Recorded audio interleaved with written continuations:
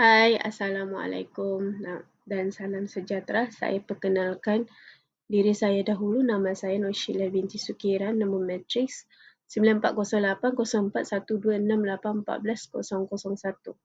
Hari ini saya diberi tugas untuk membuat pembentangan subjek keluarga dan hubungan komuniti dalam pendidikan awal kanak-kanak HBEC 3703 pada semester Januari 2026. Saya akan mulakan dengan pengenalan dululah. Okey. Pusat Pendidikan Awal Kanak-kanak merupakan institusi penting yang menyediakan asas perkembangan menyeluruh kepada kanak-kanak dari segi emosi, sosial, kognitif dan fizikal. Pada peringkat usia awal ni, pembelajaran bukan sahaja berlaku di dalam kelas, bilik darjah tetapi turut dipengaruhi oleh persekitaran rumah dan komuniti. Oleh itu, penglibatan keluarga dengan komuniti menjadi elemen yang pertama dalam memastikan perkembangan kanak-kanak berlaku secara optimum dan bersepadu. Kerjasama yang kukuh antara pendidik, ibu bapa dan komuniti dapat mewujudkan kesinambungan pembelajaran antara rumah dan sekolah. Begitu juga sokongan komuniti seperti agensi kesihatan perpustakaan dan organisasi tempatan dapat memperkaya pengalaman pembelajaran kanak-kanak melalui sumber dan kepakaran yang pelbagai. Okey, seterusnya saya akan menjelaskan tentang apa maksud penglibatan inklusif. Okey, semua individu tanpa mengira latar belakang sosioekonomi, budaya, bahasa, agama, kebolehan fizikal atau tahap pendidikan dihalu-halukan, dihormati dan mempunyai peluang yang sama secara aktif untuk yang terlibat secara aktif lah dalam komuniti pendidikan. Okey, penglibatan inklusif ni ada 4. 1. Akses yang adil. Okey, maklumat yang disampaikan dalam bahasa yang difahami semua keluarga lah. Sama ada bahasa Melayu ataupun bahasa Inggeris macam tu lah. Dan cikgu pun tak perlulah nak berjela-jela nak jelaskan, just ringkas dan difahami.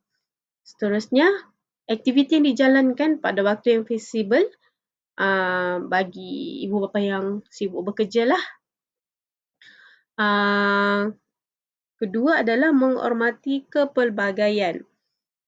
Menghormati kepelbagaian ni mengiktiraf dan meraihkan budaya secara tradisi dan tidak meminggirkan keluarga daripada kumpulan minoriti. Ketiga adalah penyertaan bermakna. Ibu bapa bukan sekadar adik tetapi diberi ruang untuk menyumbang idea dan pendapat lah. Kanak-kanak yang berkeperluan khas serta keluarga mereka diberi sokongan yang sesuai. Yang terakhir sekali adalah persekitaran yang selamat dan menyokong. Tiada diskriminasi, maksudnya berlaku adil lah dan semua suara dihargai dan didengar. Pendapat masing-masing didengar, dihargai. Okey, saya akan membentangkan seterusnya tentang 2 contoh perkongsian keluarga dan komuniti, hubungan keluarga dan komuniti lah. Pertama adalah program kesihatan kanak-kanak bersama klinik kesihatan komuniti. Sebuah pusat pendidikan awal kanak-kanak bekerjasama dengan klinik kesihatan kerajaan seperti Kementerian Kesihatan Malaysia melalui program saringan kesihatan berkala. Bentuk kerjasama contohnya dari segi pemeriksaan gigi dan kesihatan asas di sekolah seperti yang kita tahu, memang klinik kesihatan akan datang ke sekolah untuk membuat pemeriksaan gigi lah. Lepas tu mereka juga akan membuat bengkel penjagaan kebersihan diri untuk kanak-kanak seperti cara-cara memberus gigi dengan betul. Dengan ini hasilnya Hubungan positif antara keluarga, sekolah dan agensi kesihatan terjalin dengan baik. Ibu bapa juga lebih peka terhadap kesihatan anak. Kedua adalah sambutan budaya dan kerjasama NGO komuniti. Sebuah tadika menganjurkan program Hari Kepelbagaian Budaya dengan kerjasama ibu bapa dan NGO tempatan seperti Yayasan Asana yang menyokong inisiatif pembangunan komuniti. Bentuk kerjasama, ibu bapa boleh memakai pakaian tradisional, contohnya silang budaya. Orang Melayu boleh memakai pakaian-pakaian orang Cina, orang Cina pula pakai pakaian orang Melayu ataupun pakaian-pakaian orang India lah. Lepas tu, persembahan seni oleh komuniti setempat, biasanya tarian macam Zapin ataupun tarian Cina, Hindia lah. Okey. Hasilnya, kanak-kanak memahami dan menghormati perbezaan budaya. Dan ibu bapa berasa dihargai kerana budaya mereka diraihkan. Dengan ini akan membentuk semangat perpaduan sejak usia awal untuk kanak-kanak lah. Okey, seterusnya adalah cadangan cara pusat pendidikan awal kanak-kanak bekerjasama dengan keluarga dan komuniti. Okey, ada 4. Okey, saya akan terangkan satu persatu. Pertama adalah mewujudkan komunikasi dua hala dengan konsisten. Menggunakan buku komunikasi harian atau aplikasi digital.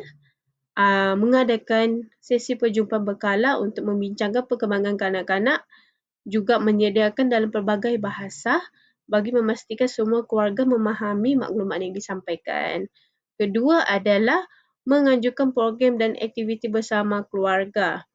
Contohnya hari keluarga, sukaneka atau gotong royong, bengkel keibubapaan tentang perkembangan kanak dan aktiviti membaca bersama atau parents as volunteer di dalam kelas. Okey, ketiga adalah menjalin kerjasama dengan agensi dan organisasi komuniti. Bekerjasama dengan klinik kesihatan untuk program asal ringan dan ceramah kesihatan. Juga mengadakan lawatan ke perpustakaan, balai bomba ataupun balai polis. Contohnya pada bulan kemerdekaan, pihak sekolah akan memohon kerjasama dengan balai bomba untuk menjayakan aktiviti tersebut seperti demonstrasi kebakaran. Lepas tu, menjemput NGO atau pakar pengembangan kanak-kanak untuk memberi ceramah, contohnya tentang buli di sekolah. Last sekali adalah melibatkan ibu bapa dalam proses membuat keputusan. Biasanya sekolah akan menubuhkan jawatan kuasa ibu bapa dan guru, iaitu PIBG lah. Dan akhir sekali adalah kesimpulan. Kerjasama yang erat antara pusat pendidikan awal kanak-kanak, keluarga dan komuniti dapat mewujudkan persekitaran pembelajaran yang lebih menyeluruh, menyokong dan bermakna untuk perkembangan kanak-kanak. Setakat itu sahaja pembentangan saya hari ini. Terima kasih dan Assalamualaikum dan salam sejahtera.